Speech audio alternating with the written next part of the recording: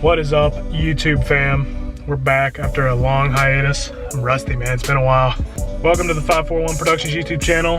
This is the 2021 Jeep Gladiator 1-year review.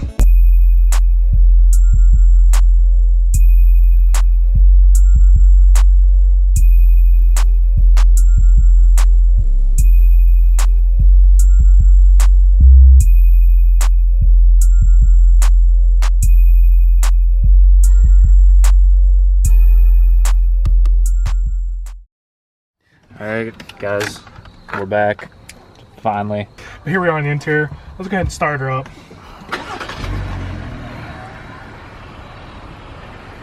Right. So tell me, is everything still stock on this thing? Oh yes, everything on this Jeep Gladiator 2021 Willys edition is still indeed stock. Start off the interior. Obviously, I washed the outside, but I didn't clean the inside. Make fun of me in the comments down below. Also, if you're new, don't forget to hit that subscribe button. Obviously hit that like button. Obviously hit that button. If you're a returning subscriber, you might be like, Mike, Jude, where you boys been at? Where are the riding vids? Well, the riding vids are coming, don't worry. Still recovering from knee surgery. Scott's new ride is still on its way. Get a close up on that, on them scars there, hell yeah. Scott's new ride is still on its way. Stay tuned for that, but let's get right back into this fucking review, baby. Interior over 1 year. I don't know, how do you review an interior? I don't know what I'm doing. Well, everything still looks good. Okay, but seriously, nothing's messed up. Everything still works great. Although when we did take this Jeep down to Myrtle Beach over the summer, and we're using Apple CarPlay and all the whatnots and the what have yous on the infotainment screen here, and it was like going all wacky on us. If you remember that, Jude. Yep. It was like glitching out and like it wasn't working, and like you'd touch it and like nothing would happen. It was like a ghost was in here controlling it.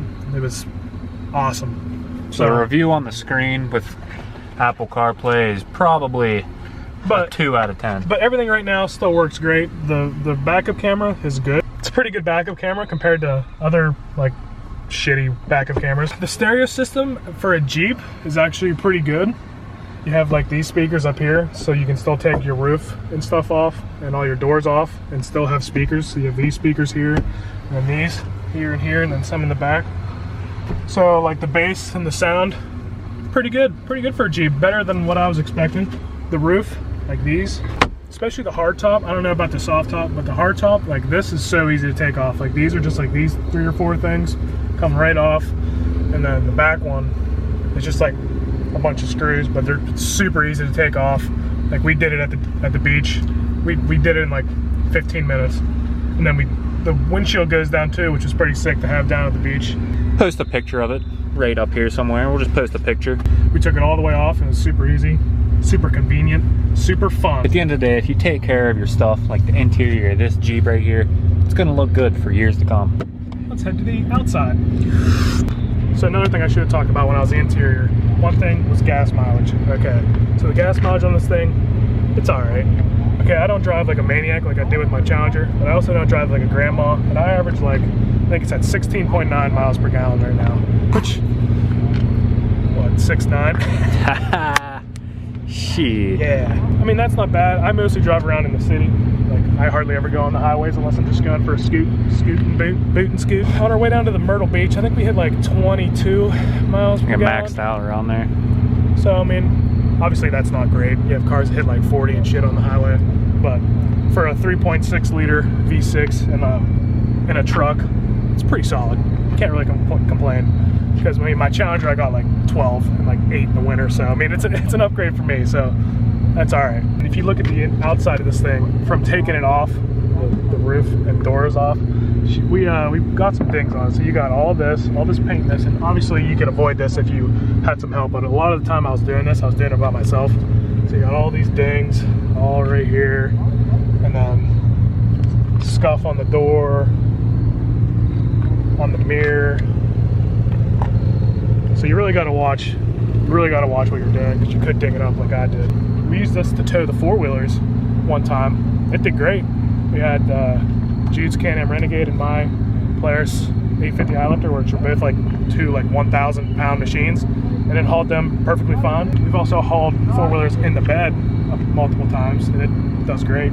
Although it does sag your back end up, so like when you're going down the road, you're just high beaming everybody, and there's just nothing you can do about it. If you remember our video, which shout out to the commenters who love our tactics of how we load four-wheelers into the bed. We loaded my high lifter into the bed, which if you know, the high lifter has big giant knobby tires on it, and did a number on the bed. Like,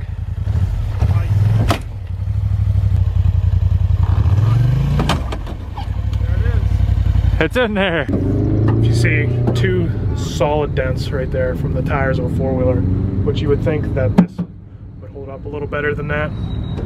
So that was kind of disappointing. There's also some dents on that side as well. This bed mat does not fit in this. It's like we took this out of like a Frontier or something, just to throw in there. This took a hit too as well. Look at that. That was from loading it up, and then just like the tire just spinning, just ripping it up. Bed on her is not that durable.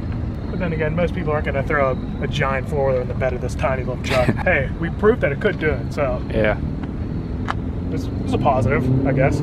Actually, when I first introduced this truck, to the channel, it was parked right over there, and it was snowing out. We got a big snowstorm, like right around that time of the year, and oh, whew, man, this thing was a beauty in the snow, especially because it's the Willys edition, so it's got the upgraded like wheels and tires. Like the normal Jeep Gladiators won't come with these like knobbier tires. So in that deep snow, hell, we had like a foot of snow like on the roads, and it was just doing it was a beauty. It did great. Obviously, because of those knobby tires, they're loud. Like if you're going down the road, you can hear them just I don't know how you describe that noise, but they're loud going down the road. Having the doors and the roof off, it's definitely like one of the best things about having a Jeep. Probably the most enjoyable thing about having a Jeep, especially down at the beach.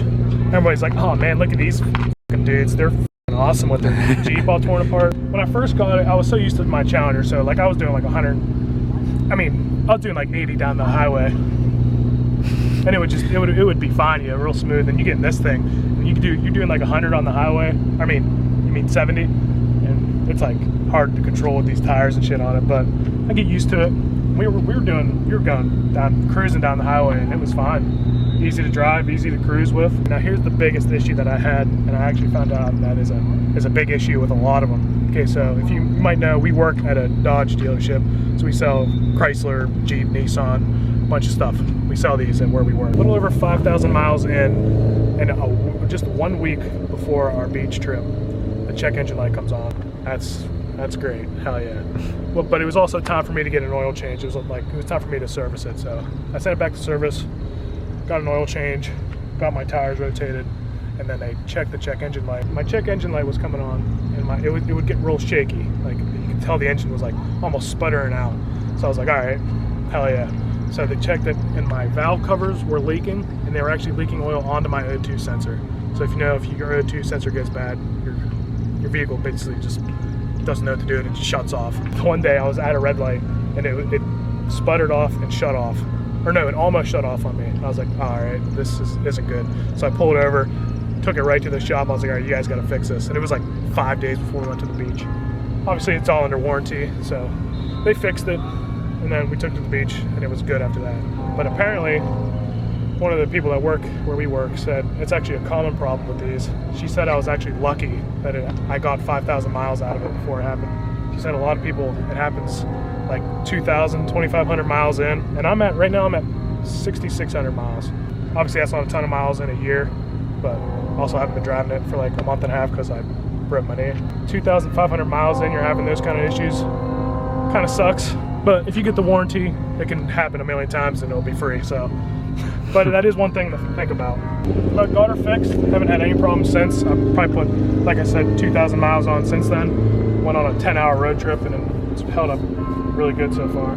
So if you take everything off and you put your windshield down, people will be looking at you like, what the hell? It is really sketchy. It does say to not go over like, what was it, 55? Yeah. Or else it might like come back up. But the windshield's pretty heavy, and like, I don't know. I think we got to like 57 or 8. But you don't want to go that fast anyhow, because then like the wind is just murdering you. It's like you're eating bugs and stuff, so you don't want to go that fast anyway. But it was awesome to cruise with the windshield and everything off. It was a good time. Yeah. Should we take her off-roading? I mean, we could take her to Ramey and just send her, you know what I mean? Scott thinks it's a bad idea. Send her through the mud, send her through some water. I mean, that water's not that deep. I mean, we're not going to sink it or nothing. Strip her down, take her up to Ramey, Let us know if you think we should do that down below. Also, check the shirt. Check the shirt. Should we get some 5401 merch?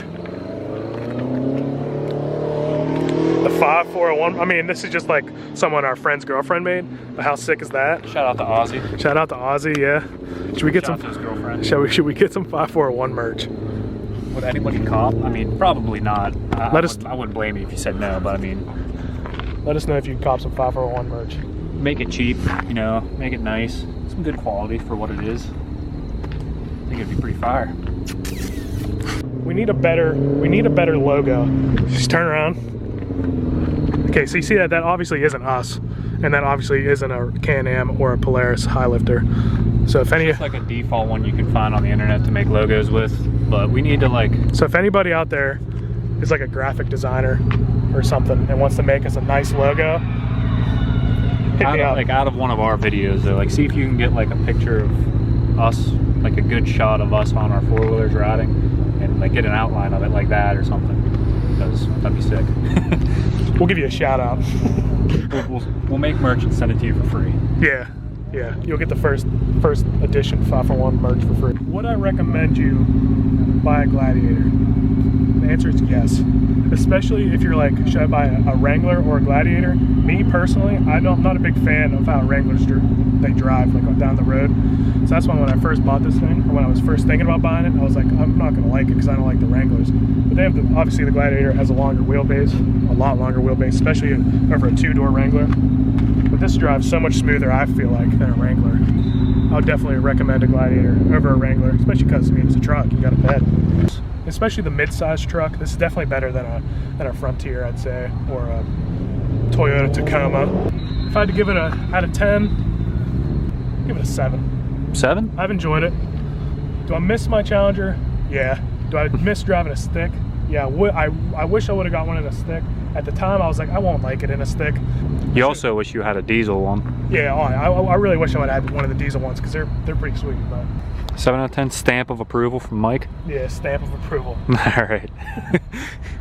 Like I said before, if you like this video, hit that like button, hit that subscribe button, share it with your buddies, share it with Jeep Gladiator Nation, Jeep Nation. The hiatus should be over. We're gonna try to pump out some content. We just got monetized.